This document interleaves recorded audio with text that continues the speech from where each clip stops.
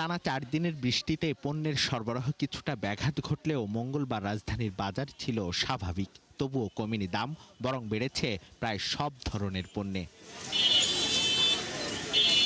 মাত্র 4 দিন আগেও যে কাঁচামরিচ বিক্রি হচ্ছিল 100 টাকা কেজিতে, সেটি এখন 200 টাকা। বিক্রেতাদের দাবি, বৃষ্টিতে ক্ষেত নষ্ট হওয়ায় সরবরাহ কমেছে এই পণ্যের। এছাড়া ঝিঙা, ধুন্দুল, পটল 50 থেকে 60 টাকায় পাওয়া গেলেও এখন বিক্রি হচ্ছে 80 টাকায়। 60 টাকার করলা দাম উঠেছে দ্বিগুণে।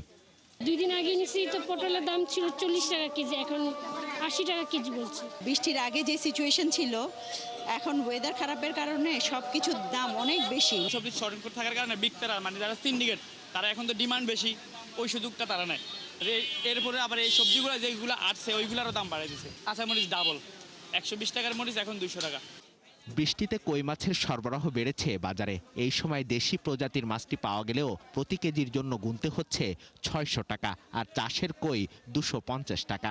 আকার ভেদে তেলাপিয়া, পাঙাশ ও রুই মাছের দাম বেড়েছে কেজিতে 50 টাকা পর্যন্ত। আগে আসলে 220 বেচলাম আমরা, ঠিক আছে, এখন 250 টাকা বেচলাম, করতে হয় না।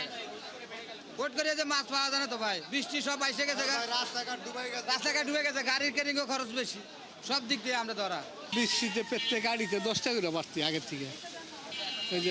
ওই আগে 15 টাকা ছিল, 25 টাকা গাড়ি। ওঠানামার মধ্যে থাকা ব্রয়লার মুরগি এখন বিক্রি হচ্ছে 200 টাকা কেজিতে, আর সোনালী 330 থেকে 350। অন্যদিকে ডজনে ডিমের দাম বেড়েছে 10 টাকা।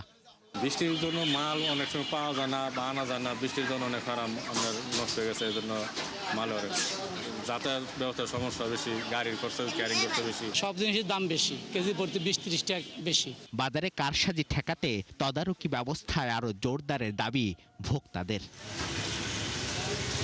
মিসবাহ হাসান, 71, ঢাকা।